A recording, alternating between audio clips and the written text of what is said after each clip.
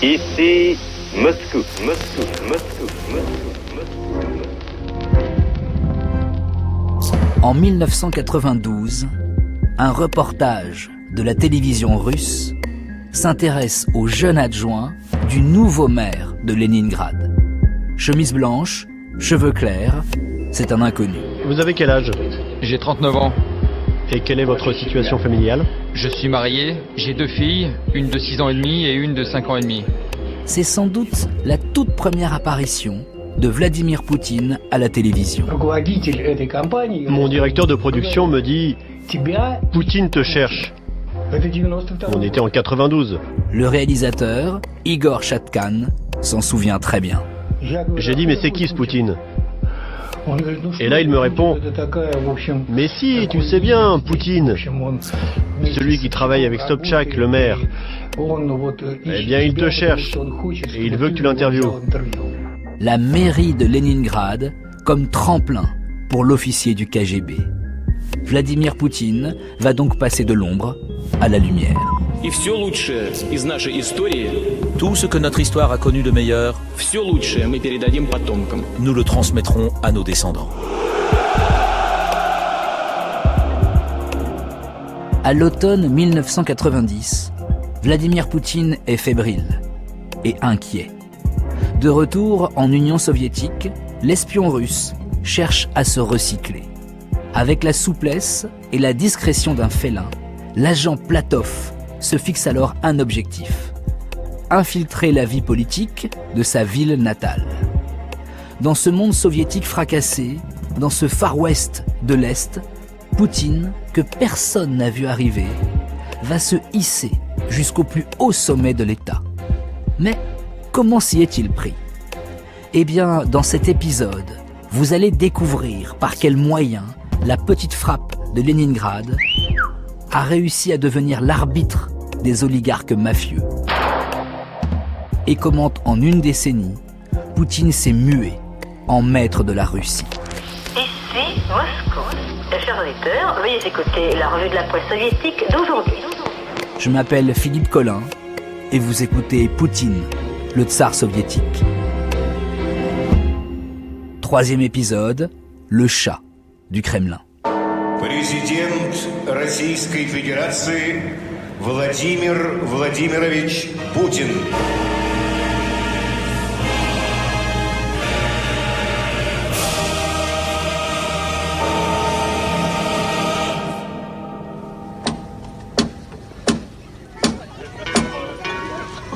Après la réunification allemande, en octobre 1990, le lieutenant-colonel Poutine, agent du KGB, a dû quitter précipitamment la RDA. Lui et sa famille ont donc regagné Leningrad en URSS. Un peu paumé, Poutine craint d'être condamné à une vie médiocre. Et à quelques jours de Noël, le 20 décembre 1990, rien ne s'arrange.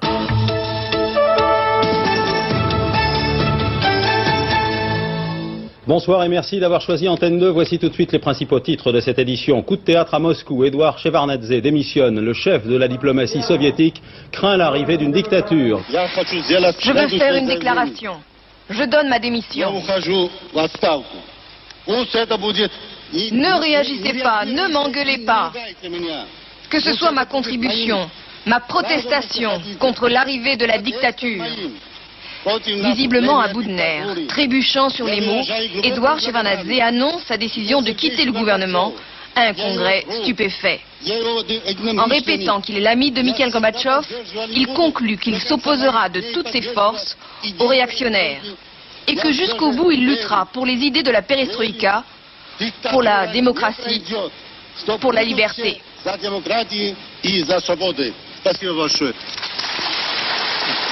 Gorbatchev condamne et se dit blessé par la décision de son ministre. La démission d'Édouard Shevardnadze est un séisme. C'est le préambule à la chute de l'Empire soviétique. Poutine, qui a vu se lever le vent de la liberté en Allemagne de l'Est, en est particulièrement conscient. C'est le début de la faim. L'hiver arrive en Russie et en janvier 1991, Vladimir Poutine se ronge les sangs. Alors c'est un Poutine, comme beaucoup d'officiers du KGB, il est colonel qui se sent perdu, qui ne sait pas trop comment il va pouvoir rebondir, comment il va pouvoir faire vivre sa famille en fait. Ses 2 filles, sa femme, il faut qu'il travaille, mais où, comment exactement? Andrei Kosovoï est historien. Plus tard, il racontera, ce qui fera beaucoup rire les opposants, qu'il a même dû arrondir ses fins de mois en tant que conducteur de taxi, ce qui est un petit peu risible, on a du mal à le croire. Il va cependant très très vite trouver un point de chute à l'université de Leningrad auprès de son ancien professeur de droit, un certain Anatoly Sobchak. Anatoly Sobchak qui se cherche une équipe parce qu'il veut devenir le nouveau chef de Leningrad, devenir le maire de cette ville.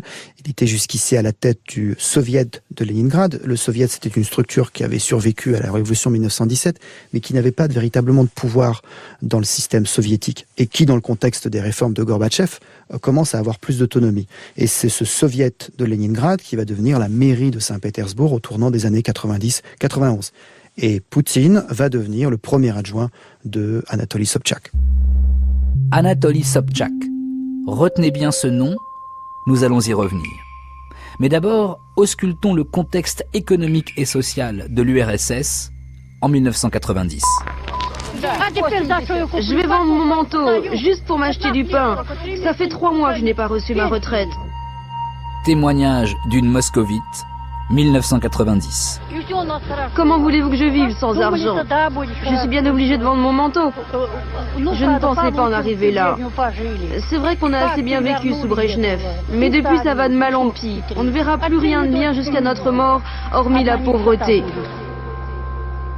La situation économique et sociale dans le pays est très inquiétante. L'historienne Françoise Dossé. C'est-à-dire qu'on est dans une période de très grande désorganisation de la société et de l'économie soviétique. Les réformes gorbatcheviennes n'ont pas donné les résultats escomptés, c'est-à-dire qu'elles ont créé du chaos plutôt qu'elles n'ont permis une relance de l'économie russe. Et ces difficultés se traduisent notamment par des pénuries très importantes dans les magasins sont vides. Les citoyens soviétiques doivent faire la queue pendant des heures pour réussir à s'approvisionner. Les réseaux de transport dysfonctionnent, les récoltes ne peuvent pas être transportées faute de moyens de transport fonctionnant de manière correcte. Donc la situation de la société russe à la fin des années 1980 est très inquiétante. Ils sont des milliers à survivre comme lui dans les gares de Moscou. 30 000 d'après la municipalité. Plus de 100 000 d'après Médecins sans frontières qui vient d'obtenir l'autorisation de s'installer dans un ancien placard à balai de la gare de Koursk. Reportage à Moscou, 1991. 3 nuits par semaine, les exclus de la Nouvelle-Russie viennent ici faire penser leurs plaies et leurs bosses et surtout, pendant quelques instants, avoir l'illusion qu'ils sont encore des êtres humains. J'habite ici, à la gare, depuis plus d'1 an. Vous êtes de Moscou ? Non, je suis de Krasnodar, mais c'est pas la première fois que je vis à Moscou. J'ai fait mes études ici, à l'Institut de l'économie nationale. Maintenant, tous mes proches sont morts et moi, je suis invalide.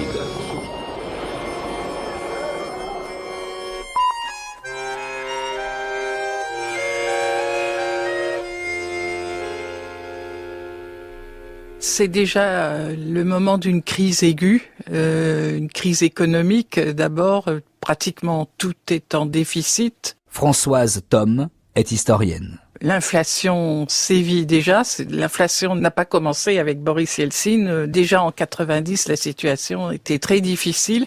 Gorbatchev ne se décidait pas à faire les réformes radicales qui étaient préconisées notamment par Boris Yeltsin, mais aussi par des économistes libéraux.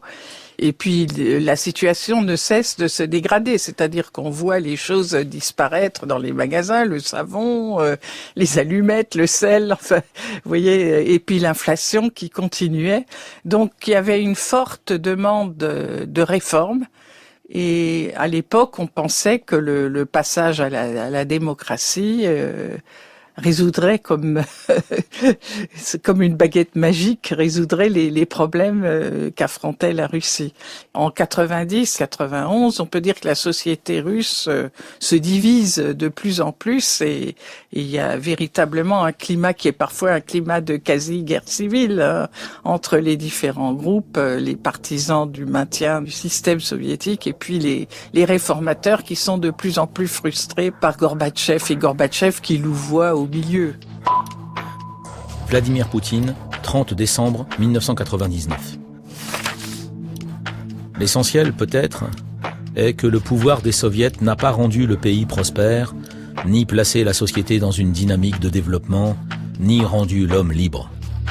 De plus, l'approche idéologique de l'économie a condamné notre pays à un retard constant sur les pays développés. Aussi amer que cela puisse être, nous avons évolué pendant près de 7 décennies sur une voie sans issue. On imagine que le lieutenant-colonel Poutine, espion du KGB, avec la prestance de l'URSS en bandoulière, est extrêmement marqué, choqué et en colère devant le délitement de son pays. Alors la colère vient des réformes gorbatcheviennes et de ces réformes manquées qui conduisent finalement plutôt à un affaiblissement du pays, à une dégradation des conditions de vie à l'intérieur du pays et un affaiblissement de l'Union soviétique sur la scène internationale, puisque Gorbatchev essayait de promouvoir une nouvelle vision de l'Europe. Il appelait un projet de maison commune européenne qui ne se réalise pas. L'historienne Françoise Dossé. Vladimir Poutine assiste donc à l'effondrement du mur de Berlin, à la prise d'autonomie des républiques socialistes d'Europe centrale et orientale, et donc à l'entrée de l'Allemagne d'abord dans l'OTAN, puis ensuite l'OTAN qui continue à s'élargir alors que le pacte de Varsovie a disparu. Donc un constat au fond de très grandes difficultés à la fois en politique intérieure et en politique internationale. Encore une page d'histoire qui se tourne, histoire avec un grand H, naturellement. Le pacte de Varsovie va être dissous, est dissous. Le pacte de Varsovie, c'était l'alliance militaire entre les pays du bloc de l'Est, un équivalent de l'OTAN, côté soviétique. Et la disparition du pacte de Varsovie, dissous en juillet 1991, a créé un fort sentiment de déséquilibre et de danger dans l'esprit des Russes. Le mois suivant, le pays est ébranlé. Bonsoir, Gorbatchev destitué, l'histoire fait marche arrière en URSS. Un comité d'état d'urgence a pris le pouvoir ce matin à l'aube à Moscou. Il a instauré l'état d'urgence pour 6 mois. Officiellement, pourtant, selon le nouvel homme fort, Gennady Yanayev, Gorbatchev se repose quelque part en Crimée. Son principal opposant, Boris Yeltsin, appelle à la résistance et à la grève générale. Des chars ont fait leur apparition à Moscou où en certains endroits les soldats ont pactisé avec la population.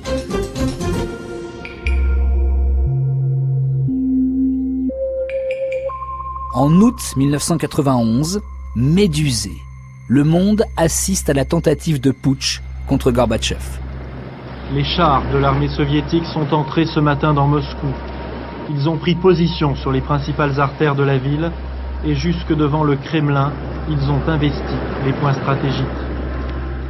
Les conservateurs communistes, autrement dit les partisans de l'ordre, veulent reprendre la main en destituant les réformateurs au pouvoir. Comment réagit alors Vladimir Poutine ? Officiellement, il rend sa carte du parti et il aurait démissionné du KGB à cette période, même si on n'a pas d'éléments très concrets sur cette démission. Toujours est-il donc qu'il quitte formellement les structures du Parti communiste d'Union soviétique et son poste au KGB pour s'engager auprès du maire libéral de Saint-Pétersbourg, donc Anatoly Sobchak. Et donc on voit bien là se tisser cette double filiation, c'est-à-dire à la fois son passé d'officier du KGB et sa conversion au nouveau cours libéral qui s'installe dans le pays et auquel il se rallie en suivant Anatoly Sobchak à la mairie de Saint-Pétersbourg. Vladimir Poutine, juin 2000. J'étais en vacances, loin, en pleine cambrousse. Je suis rentré le 20 août, j'étais très inquiet. Il était clair que par leurs actions, les putschistes détruisaient le pays. En principe, leur mission était noble. Ils ont dû se dire qu'ils allaient sauver l'URSS de sa chute. Mais les moyens et les méthodes choisies n'ont fait que l'accélérer. Quand j'ai vu les putschistes à la télévision, j'ai tout de suite compris que c'était la fin. En 3 jours, le putsch a échoué. Sur le tarmac de l'aéroport, les officiels attendent celui qui durant 3 jours n'était plus rien, celui qui à nouveau dirige l'Union soviétique, Mikhail Gorbatchev. Et très vite, Poutine comprend qu'il faut embrasser le courant libéral. Depuis quelques mois, il était devenu l'adjoint au recteur de l'université de Leningrad. Une couverture alimentaire pour un officier du KGB. Et c'est là qu'il recroise son ancien professeur de droit. 53 ans, un réformateur, réputé démocrate et élu maire de la ville en 1990. Quand Vladimir Poutine est venu me voir, c'était pour me dire qu'il avait quitté le KGB parce qu'il considérait que les Russes avaient trahi leurs agents secrets en Allemagne de l'Est au moment de la réunification. Ça m'a séduit et j'ai compris que lui ne trahirait jamais. Je l'ai donc pris dans mon équipe et en 12 mois de travail, il est devenu mon adjoint. Anatoly Sobchak porte un programme de réforme très libéral et au fond en accord avec la politique que mènera ensuite Boris Yeltsin à la tête de la Fédération de Russie. Donc il fait le choix très rapidement de cette conversion au libéralisme, conversion qu'il n'est pas le seul évidemment à choisir, puisque quand on regarde un petit peu la sociologie des nouvelles élites post-soviétiques, on se rend compte que la plupart d'entre elles en fait viennent des cercles dirigeants ou administratifs de la période soviétique. Donc ça a été très bien documenté dans quasiment tous les pays d'Europe centrale et orientale. Si on prend le cas de la Pologne par exemple, on voit aussi ce phénomène de conversion au programme réformateur et libéral de la part d'un certain nombre d'officiers, d'administrateurs de la période soviétique. Et donc Vladimir Poutine va suivre cette trajectoire dans un premier temps. Le fondateur du KGB a été déboulonné. Son piédestal en granit s'effrite sous les coups. Les moscovites s'acharnent à le faire disparaître au cri de liberté, liberté. En à peine 2 ans, de Dresde à Saint-Pétersbourg, Vladimir Poutine a assisté à la fin d'un monde. Oui, il y a une double fin du monde. D'abord à Dresde en 1989, puis il revient dans son pays et il voit même ce pays, c'est-à-dire le sol natal, s'écrouler. Le philosophe Michel Elchaninov. Donc en 1991, il assiste totalement impuissant à l'écroulement de ce à quoi il a donné toute sa vie, c'est-à-dire le patriotisme soviétique, c'est-à-dire ce qu'il considérait comme la plus forte des écoles des cadres, c'est-à-dire le KGB et le FSB, mais aussi un empire. Et ce que perd l'Union soviétique en 1991, c'est un empire immense, et il va vivre tout le reste de sa vie dans une forme de nostalgie, alors pas forcément de l'empire soviétique tel qu'il existait auparavant, mais d'une forme d'empire soviétique où Moscou n'était pas seulement la capitale de la Russie, mais également d'autres pays.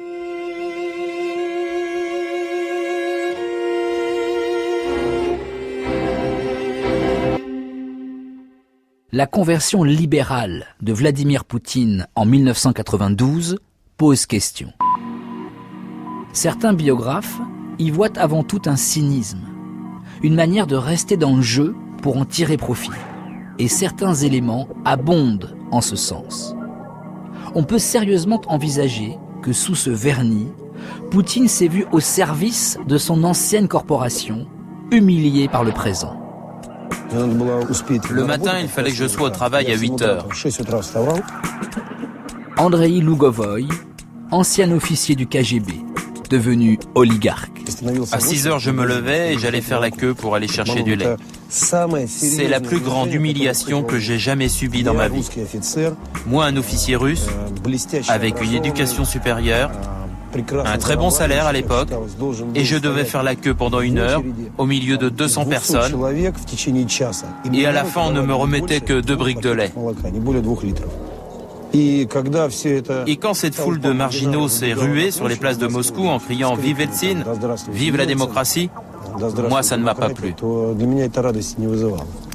Nous, on était prêts à donner notre vie pour la patrie. Et en 1992, tout s'est effondré. Et le corps des officiers, on l'a pris, on l'a jeté dans la merde. Abat le KGB, abat le KGB. Alors après l'effondrement de l'URSS en 1991, l'appartenance au KGB de Vladimir Poutine devient une sorte de tâche sur son CV à ce moment-là, quand l'URSS disparaît. Que choisit-il de faire Vladimir Poutine à ce moment-là? Alors oui, c'est peut-être une tâche, mais c'est aussi tout un réseau dont il hérite. Il a des relations. Françoise Thom. Donc il est à Leningrad, qui va devenir Saint-Pétersbourg. Et il va profiter des relations qu'il a, à la fois par son séjour en Allemagne et aussi certainement le KGB, parce que évidemment on est toujours au KGB une fois qu'on y est entré. Et il va devenir l'adjoint du maire réformateur de Saint-Pétersbourg, et l'adjoint surtout pour les questions économiques.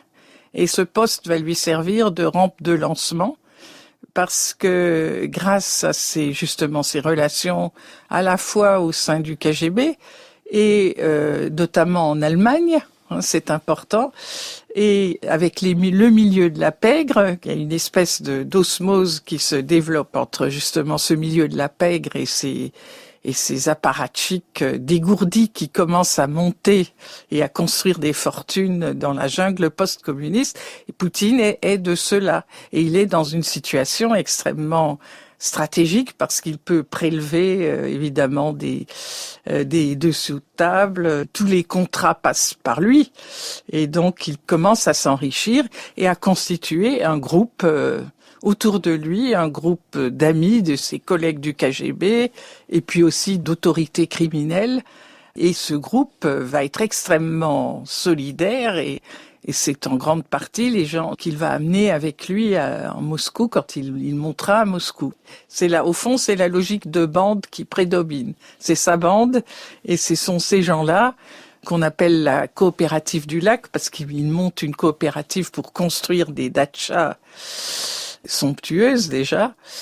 Autour de ce projet, il monte cette coopérative et permet à tous ses proches de s'enrichir parce qu'il attribue ses contrats à des proches.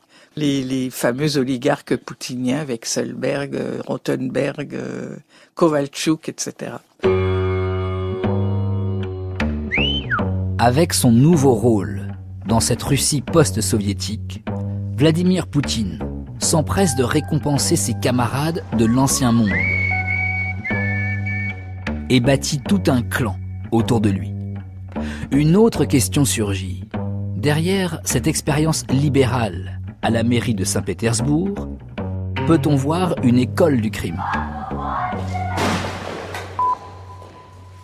Oui, enfin l'école du crime, je dirais, elle passe par plusieurs étapes. La première école du crime, c'est le KGB lui-même. Et ça, il faut en tenir compte. Que Poutine est un homme formé au KGB. Et c'est fondamental quand on veut comprendre ses méthodes et sa manière de voir les hommes. C'est un agent recruteur du KGB.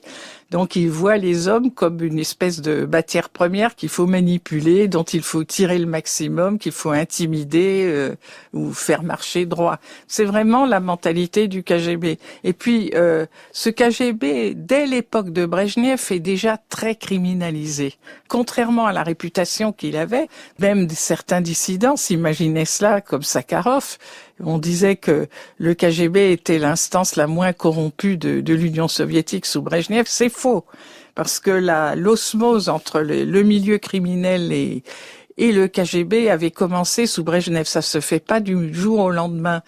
Ça veut dire qu'il y a des liens anciens entre le KGB et la criminalité russe, soviétique. Oui, il y a des liens anciens qui remontent même à Staline, puisque finalement ce qu'on appelait les organes, le NKVD à l'époque, s'appuyait sur les réseaux criminels, par exemple, pour faire de l'ordre dans les goulags. Il y avait déjà une osmose à l'époque. À l'époque d'Andropov, voulait lutter contre la criminalité à sa manière, et il avait donné l'ordre au KGB d'infiltrer les réseaux criminels.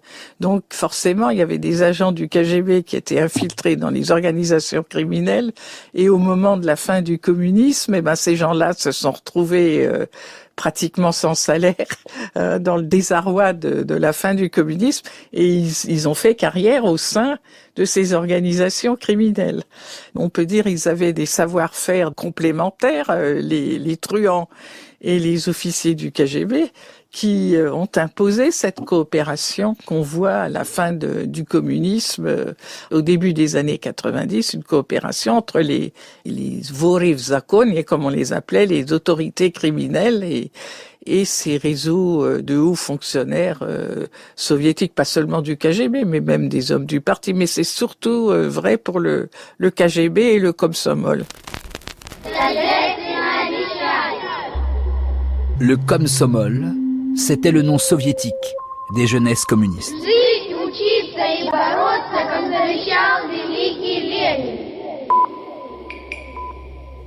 Reprenons le fil. Pendant que Vladimir Poutine organise ses affaires à la mairie de Saint-Pétersbourg, à quoi ressemble la vie quotidienne en Russie durant ce difficile changement de système économique? C'est au pied du talus qu'ils attendent la vague, pour harponner dans cet océan d'ordures et de déchets une prise qui leur permettra peut-être ce soir tout au moins de manger à leur faim. Reportage France 2. Ce sont des retraités, des chômeurs, des femmes, des enfants. 1996. Ils vivent tout en bas de l'échelle, les plus pauvres des pauvres. Même par moins 15 degrés comme ce matin, ils sont plusieurs centaines sur la plus grande décharge d'Europe, à 1 heure de train, à l'est de Moscou. Maintenant, je gagne 120 francs par mois. C'est ça ma retraite. C'est pas beaucoup. Bien sûr, c'est peu. Le pain va bientôt coûter 5 francs. Rien qu'un seul pain. Désormais, près d'un tiers de la population russe vit sous le seuil de pauvreté, c'est-à-dire avec moins de 200 francs par mois.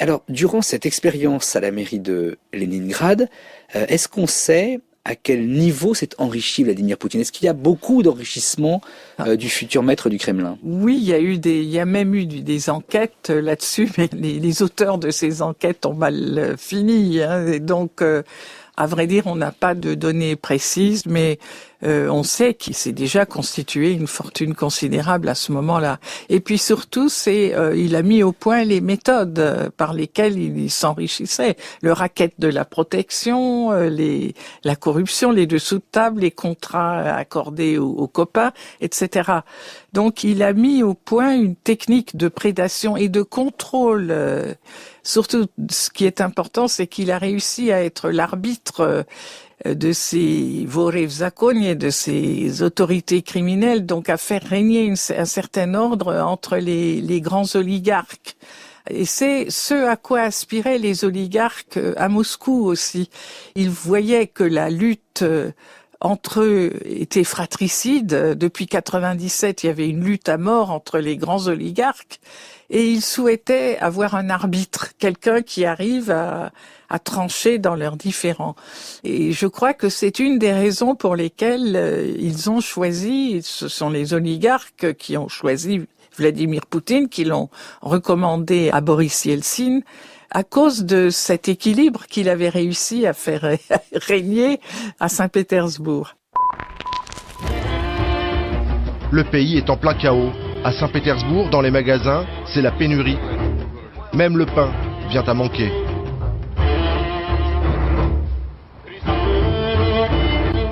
Igor se souvient d'un Poutine hyperactif qui l'emmenait sur le port surveiller l'arrivée des cargos de céréales qu'il faisait venir de l'étranger.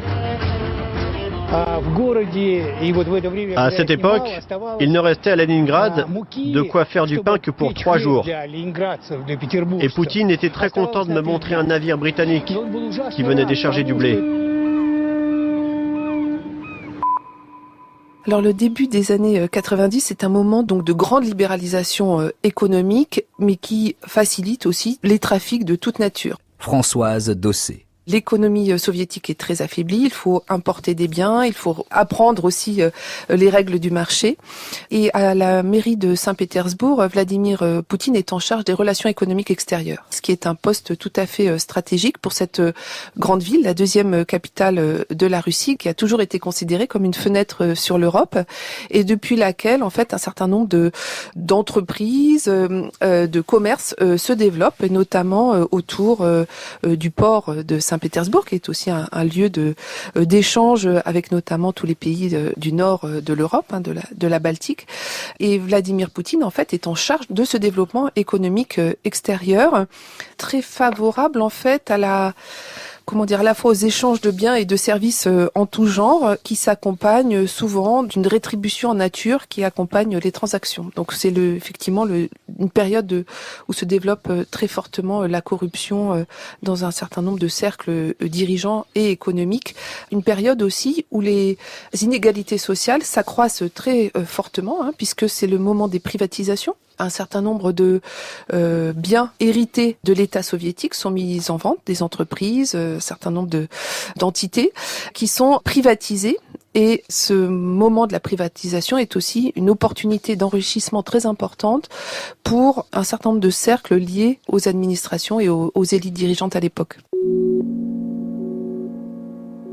L'année 1991 a vu l'Empire soviétique se démanteler. Chers compatriotes et concitoyens, il était 18h, heure de Paris, lorsque Gorbatchev a annoncé à la télévision soviétique qu'il mettait fin à ses fonctions de président de l'URSS. En janvier 1992, l'URSS a donc cessé d'exister. Fin de la guerre froide. S'ensuit une transition démocratique. Mais sur quel modèle et qui s'emploie à la mettre en œuvre? Le programme, au fond, général de ce qu'on a appelé la transition démocratique et libérale a été conçu effectivement dans un cadre relativement internationalisé. C'est-à-dire que ces programmes de transition démocratique ont été pensés comme des solutions pour un certain nombre de pays sortant de l'autoritarisme. Et ce sont des programmes qui ont été d'abord élaborés dans un certain nombre de pays d'Amérique latine, qui ensuite ont été appliqués à l'Espagne et au Portugal dans les années 80. Et c'est ce programme de transition démocratique et libérale qui arrive effectivement en Russie au début des années 90, mais qui est approprié en fait par toute une équipe, notamment d'économistes, de jeunes réformateurs qui, au fond, adhèrent à ces programmes de transition et décident de les mettre en œuvre dans leur propre pays. Au fond, l'influence occidentale, elle s'arrête là, ce qui est déjà énorme en fait, d'avoir conçu le dessin de cette transition. Mais ensuite, elle est aux mains d'un certain nombre d'acteurs qui sont à Moscou, donc autour de Boris Yeltsin, et puis qui sont dans l'ensemble du pays. Tous ces acteurs qui vont mettre en œuvre ce programme, notamment de privatisation extrêmement ambitieux, qui avait pour objectif de faire passer la Russie de l'économie planifiée, étatique, à l'économie de marché en quelques mois ou quelques années. Au départ, le programme de privatisation prévoyait une privatisation relativement égalitaire par la distribution de bons distribués à l'ensemble de la population.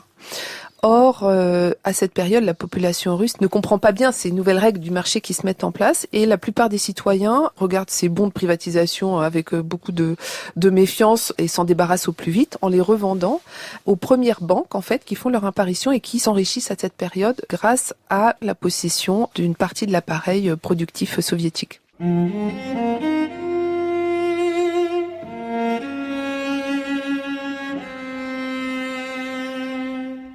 Récapitulons. Au milieu des années 1990, l'URSS appartient au passé. À la tête de la Russie, Boris Yeltsin met en place une économie de marché, gangrénée par la corruption.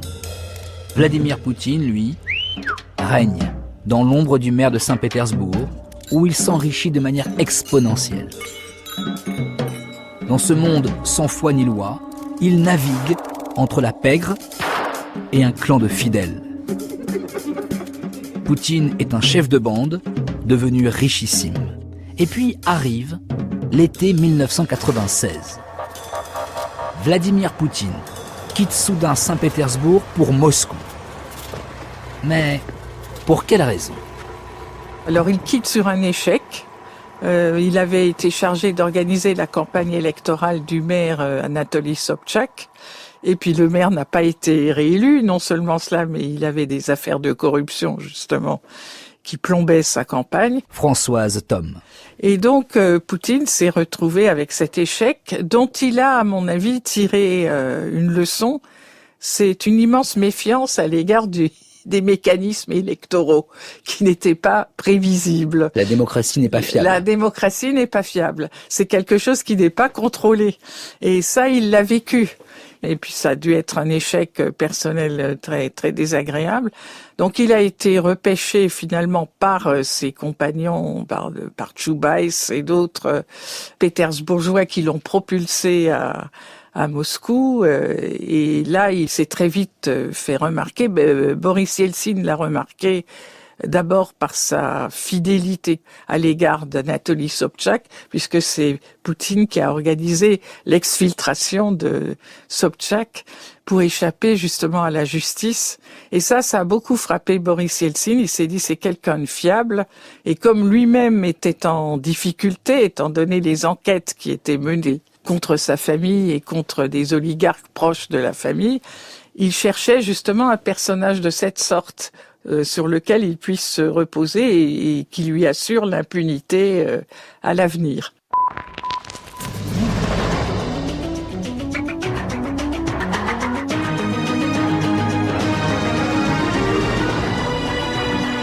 Retour au Kremlin pour le tsar Boris II après son couronnement. Boris Yeltsin a été réélu pour 4 ans à la présidence de la Russie avec une large avance sur son rival communiste, 53,5% des voix contre 40,5% des voix, 6% des électeurs russes ayant signifié qu'ils ne voulaient ni de l'un ni de l'autre. Boris Yeltsin est donc réélu par le peuple russe en juillet 1996. Избран Борис Николаевич Ельцин. Cependant, il est cerné par les règlements de compte et les affaires de corruption. Il va avoir besoin d'un homme de confiance. Nous allons y revenir. Notons d'abord que durant cette décennie 1990, Poutine vit désormais dans un monde démocratique. En Russie, pour la première fois de son histoire, on élit librement les maires, les députés et le président.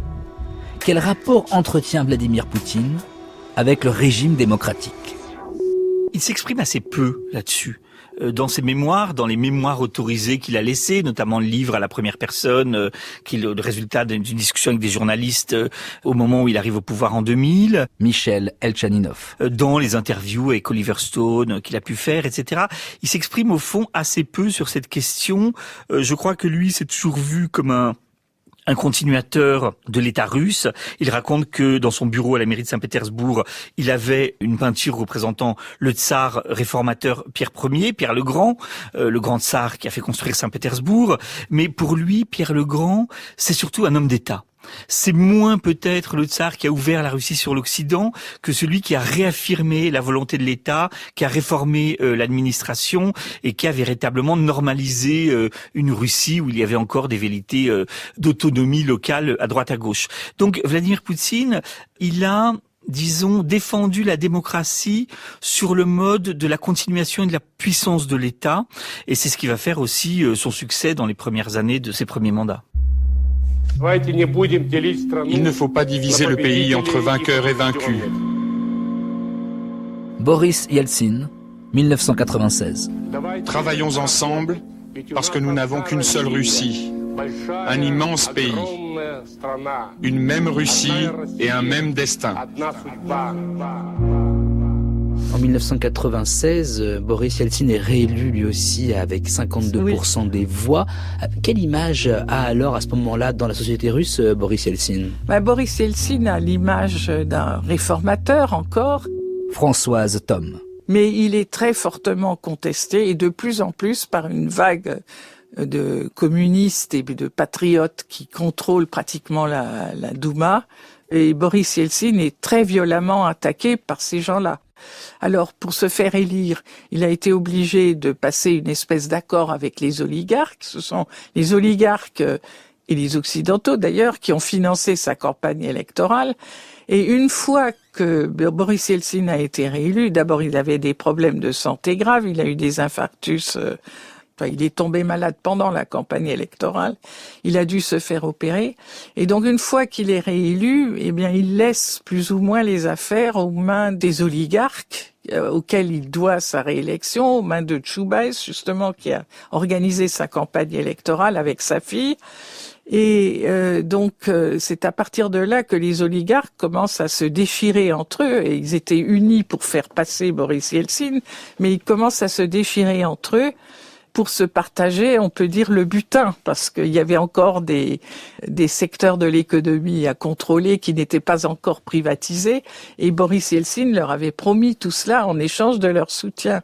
Donc ils vont être en rivalité pour le partage du butin, ça va donner une guerre à mort, où chacun va discréditer l'autre. Boris Yeltsin va être discrédité, mais tous les oligarques qui le soutiennent sont à la tête de médias qui sont à couteau tiré également entre eux, des différentes chaînes de télévision, et qui se servent de ces médias pour lancer ce qu'on appelle en russe du kompromat, c'est-à-dire des dossiers compromettants sur les rivaux, si bien que tout le système a été discrédité. Et la démocratie elle-même a été discréditée complètement aux yeux de la population russe. D'où le désir de remettre de l'ordre, de raffermir l'État. On a l'impression que l'État ne résiste plus à tous ces prédateurs qui bourdonnent autour de lui, et on veut une poigne, on commence à rêver d'une main ferme pour rétablir l'État. Et c'est là-dessus que va surfer Vladimir Poutine.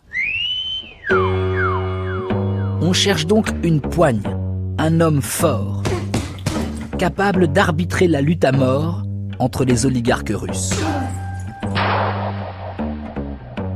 Dans l'entourage proche de Boris Yeltsin, un fidèle parmi les fidèles va jouer un rôle fondamental dans le destin de Vladimir Poutine. Il s'appelle Pavel Borodin, un compagnon de bouteille de Boris Yeltsin, ça compte, et par ailleurs, surintendant du Kremlin. Il s'occupait justement, il était chargé des aspects matériels des dignitaires du pouvoir russe, et c'est pour ça que son poste était crucial pour Poutine, parce que ça lui a permis de constituer des dossiers sur les grands du régime, des dossiers compromettants.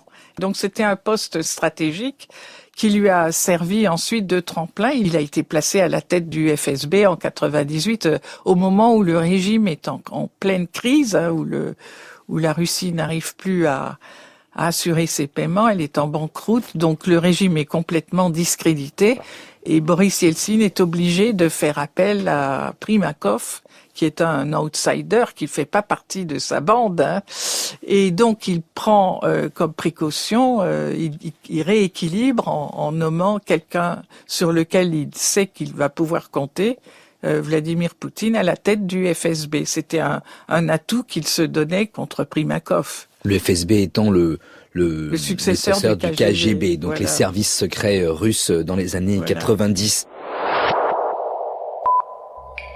France 2, août 1999. Je vous le disais en titre, la Russie a un nouveau Premier ministre depuis ce matin. Fidèle à son habitude, Boris Yeltsin a surpris tout le monde en limogeant Sergueï Stepatchine, qu'il avait lui-même nommé il y a moins de 3 mois. Pour le remplacer, il a fait appel à un homme du sérail, le chef des services secrets, Vladimir Poutine. Poutine, que Boris Yeltsin a d'ores et déjà désigné comme son dauphin, prend les rênes au moment où éclate la crise au Daghestan. C'est ainsi que le 9 août 1999, pour le remercier de l'avoir débarrassé du procureur Skouratov, Boris Yeltsin nomme Poutine Premier ministre. Une ascension fulgurante. À l'époque, personne ne connaît cet homme qui est entré au Kremlin par la porte de derrière, tel un chat par la chatière. Quand Boris Yeltsin annonce qu'il va en faire son Premier ministre, les gens tombent des nues parce que il passait pour un personnage complètement terne. Et tout le monde a pensé que c'était un personnage, un intérimaire, en attendant d'un vrai successeur. Ça n'était pas le cas, justement. Boris Yeltsin avait les yeux sur lui depuis longtemps, d'ailleurs. Il le faisait monter petit à petit et il s'assurait justement que Poutine était à la hauteur de ce qu'il projetait pour lui. Et ensuite, la carrière de Poutine a été fulgurante grâce à la guerre contre la Tchétchénie, qui à l'origine était certainement orchestrée par les oligarques qui voulaient propulser Poutine, Berezovski notamment, qui avait des relations dans les milieux tchétchènes. Donc les Tchétchènes ont lancé une offensive au Daghestan. Donc il a fallu repousser cette offensive et cette affaire s'est achevée en guerre contre la Tchétchénie, ce qui n'était pas évidemment l'intention de Berezovski. Il voulait simplement organiser une escarmouche qui propulse Poutine. Mais sur ces entrefaites, vous avez les attentats dans 3 villes de Russie qui font 300 morts. Les habitants de Moscou, capitale de la Russie, sont en train d'apprendre à vivre avec une nouvelle réalité terrible et menaçante, le terrorisme. France Inter, 13 septembre 1999. Ce matin, vers 5 heures, une bombe de 300 kilos de TNT a totalement ravagé un immeuble du centre-ville, immeuble dans lequel vivaient 120 personnes. Le bilan tout à fait provisoire évoque le nombre de 34 victimes. Je vous rappelle tout de même que la semaine dernière, un autre attentat avait fait toujours à Moscou 96 morts.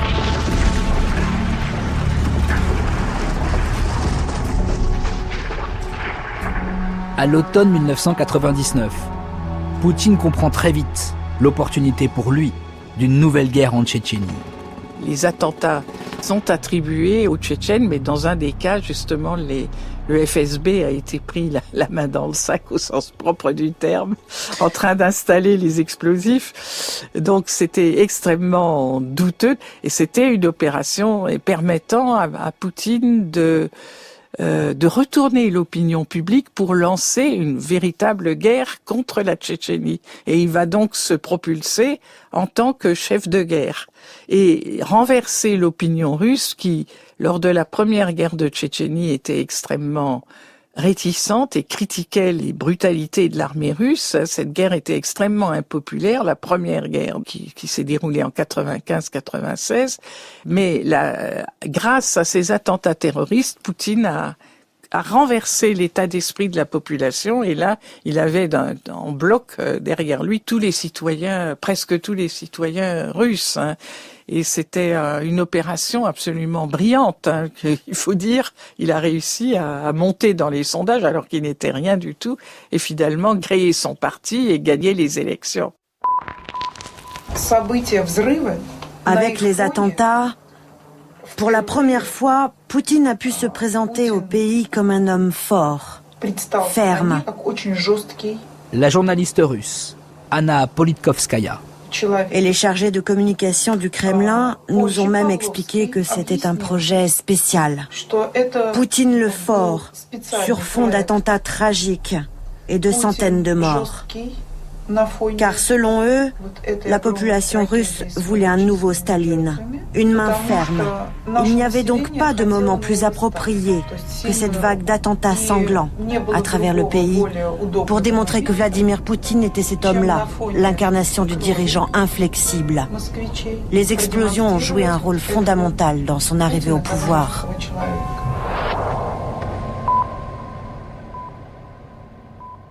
Pour bien comprendre, François Stom, il est nommé le 9 août 1999 comme Premier ministre par Boris Yeltsin. En effet, il est inconnu, donc impopulaire, donc on se pose des questions et il va transformer son poste en chef de guerre pour souder derrière lui la société russe. Exactement, grâce à ces attentats, ces fameux attentats qui sont extrêmement importants à mon avis parce que ça montre qu'on entre dans une autre époque, déjà. La réélection de Boris Yeltsin en 96 était déjà une vaste manipulation, mais là, on est quand même dans une manipulation qui coûte la vie à 300 personnes. C'est tout autre chose. Et puis une guerre, en plus, une guerre qui va être impitoyable, qui annonce ce que nous voyons aujourd'hui en Ukraine. Une guerre impitoyable. Donc là, on sent que l'ère Yeltsin est finie. l'ère Yeltsin est d'autant plus finie que Vladimir Poutine impose un autre style à la tête du gouvernement russe.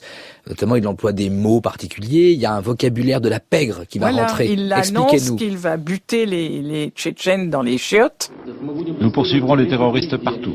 À l'aéroport, s'ils sont à l'aéroport. Et excusez-moi, s'ils sont aux toilettes, on ira les buter dans les chiottes. Et c'était justement une formule qui lui a valu une immense popularité.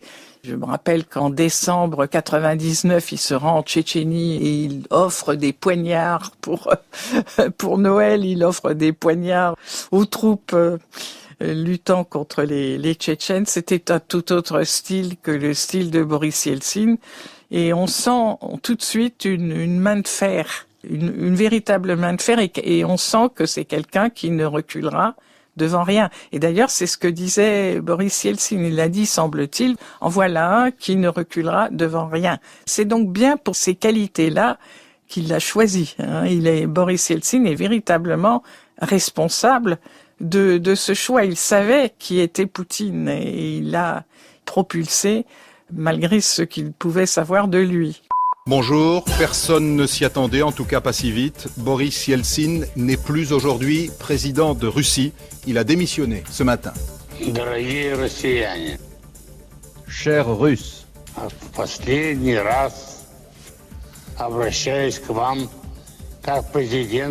aujourd'hui, je m'adresse à vous pour la dernière fois en tant que président de la Russie. J'ai pris ma décision, j'y ai réfléchi longuement et douloureusement. Aujourd'hui, dernier jour de ce siècle, je démissionne. C'est Vladimir Poutine, le Premier ministre, qui assure l'intérim de la présidence russe. Il a désormais la clé de la valise nucléaire. France Inter. Et alors, Françoise Thom, le 31 décembre 1999, dans la matinée, Boris Yeltsin va donc démissionner à la télévision russe en proposant Vladimir Poutine pour assurer l'intérim de son poste jusqu'aux prochaines élections. Un mot d'abord sur ce moment un peu particulier, un peu kitsch, un peu irréel. C'était un peu étrange, ce Boris Yeltsin à la télévision qui vient dire qu'il s'en va et qu'il s'excuse d'ailleurs auprès des Russes du rêve gâché, en gros. Quel moment étrange, n'est-ce pas, quand même, dans cette fin de siècle en ex-Union soviétique. Oui, et puis quand on pense que la préoccupation principale de Boris Yeltsin, c'était d'assurer l'impunité à sa famille, donc c'est pas le souci du bien public qui l'a poussé à démissionner, c'est bien la crainte des ennuis qui s'accumulaient sur la tête de ses proches. C'est ça qui a déterminé cette décision.